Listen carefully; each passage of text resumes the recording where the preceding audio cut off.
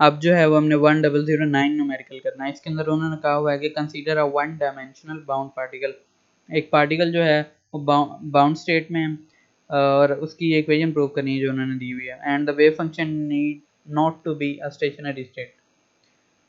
जिस अब इसमें दो चीज़ें हैं, एक बाउंड पार्टिकल और है एक स्टेशनरी स्टेट का बताया हुआ हमें। तो ये इन दोनों में फ़र्क क्या होता है?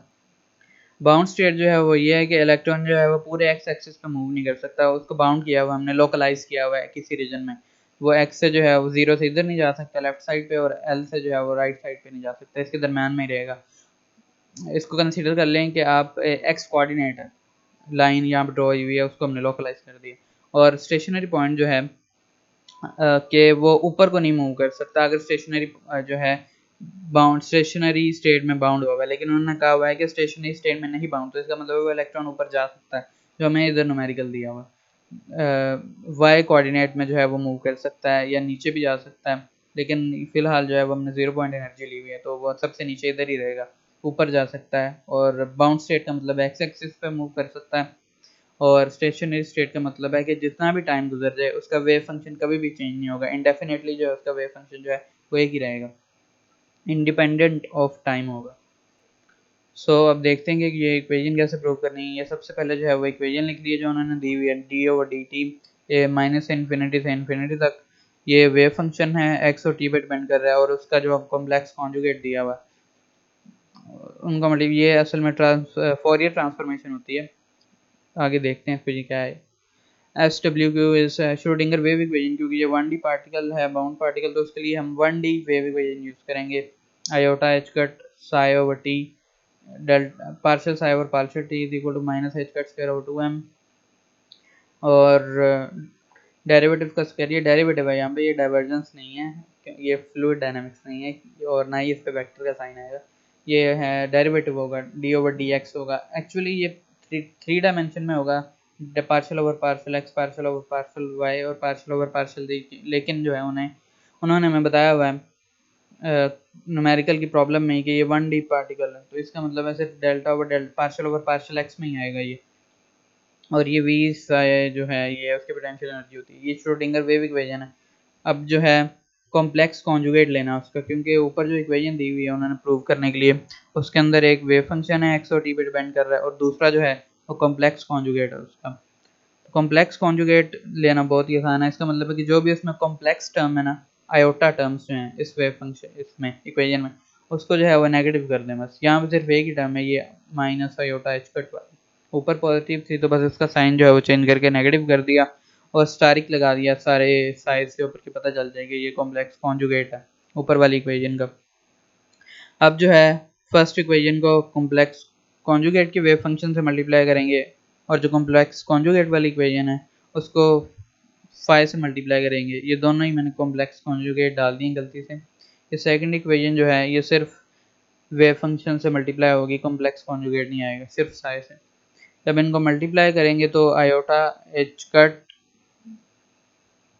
ये पहले जो है ये फर्स्ट इक्वेशन को कर लेते हैं, आयोटा एच कट साई जो है स्टारिक वाली जो है स्टारिक से मल्टीप्लाई हो जाएगा अंदर, और ओवर डेल्टा डी आ जाएगा, और इसी तरह जो है वो लेफ्ट साइड पे भी मल्टीप्लाई हो जाएगा।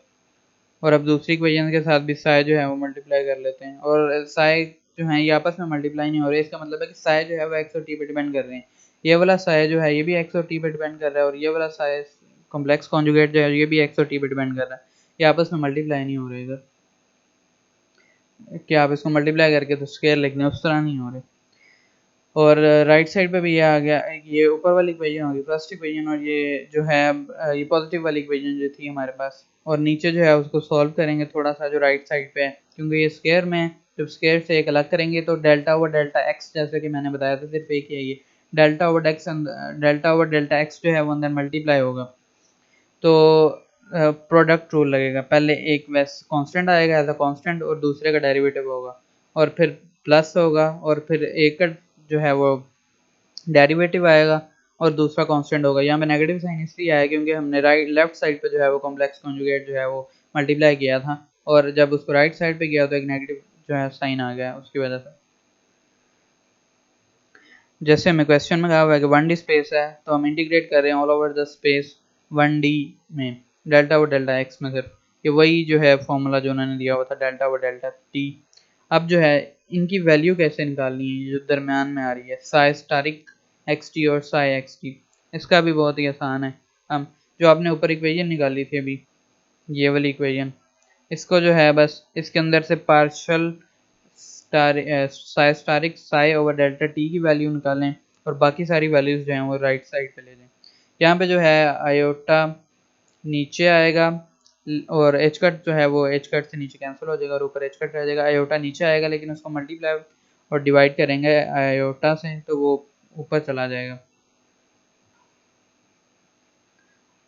और अब आगे जो है वो इसको इक्वेशन में पुट करेंगे एक्चुअल इक्वेशन में। और यहाँ पे जो है पार्शियल जो है यहाँ पार्शियल और पार्शियल टी, ये डेल्टा और डेल्टा टी, ये साई एक्स और साई टी, ये अब इसकी सारी की वैल्यू आ गई हुई है ये, तो इसको पुट कर देंगे ऊपर वाली इक्वेशन में जो हमें क्वेश्चन में दी हुई थी। Iota h cut over 2m जो है ये कांस्टेंट है, ये बाहर आ जाएगा और बाकी सारे जो हैं वो वेरिएबल हैं वो अंदर आ जाएंगे।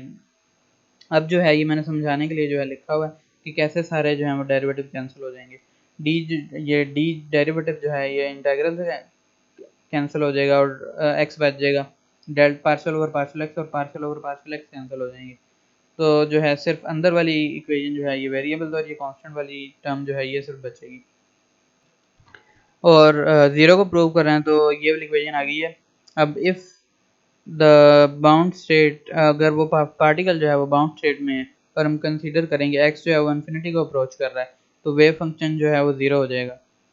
जैसे मैंने इधर बताया था कि उन्होंने बताया हुआ कि बाउंड स्टेट में पार्टिकल है तो वो इससे बाहर नहीं जा सकता, उसका वेव फंक्शन इधर ही जो है वो अपीयर होगा। लेकिन हम खुद कंसीडर करते हैं कि हम उसका जो है एक्स डायरेक्शन में अप्रोच करवा रहे हैं उसको इन्फिनिटी तक, बहुत ज़्यादा जो है वो दूर लेके जा रहे हैं उस लोकलाइज्ड एरिया से, तो जाहिर सी बात है फिर उसका वेव फंक्शन जो है वो वहाँ पे अप्रोच करेगा ज़ीरो को, बल्कि ज़ीरो हो जाएगा, वेव फंक्शन ज़ीरो हो जाएगा। उसकी जो एक्स कोऑर्डिनेट पे जो डिस्टेंस होगा वो ज़ीरो को अप्रोच करेगा, जिसको इधर रिप्रेजेंट किया हुआ मैंने ऐसे कि एक्स डायरेक्शन में जो है वो इन्फिनिटी को पार्टिकल अप्रोच कर रहा है और जो इसकी वजह से उसका वेव फंक्शन जो है वो ज़ीरो के इक्वल हो जाएगा। जैसे ही वेव फंक्शन ज़ीरो के इक्वल होगा सारी वैल्यूज जो है मल्टीप्लाई पे zero, this will be zero, ये सारा कुछ ज़ीरो हो जाएगा, तो आंसर जो है वो ज़ीरो आ जाएगा जो कि हम चाह रहे थे कि ज़ीरो के इक्वल आए, जो उन्होंने प्रूव करने के लिए कहा हुआ था क्वेश्चन में, तो ये सारा ज़ीरो के इक्वल आ जाएगा।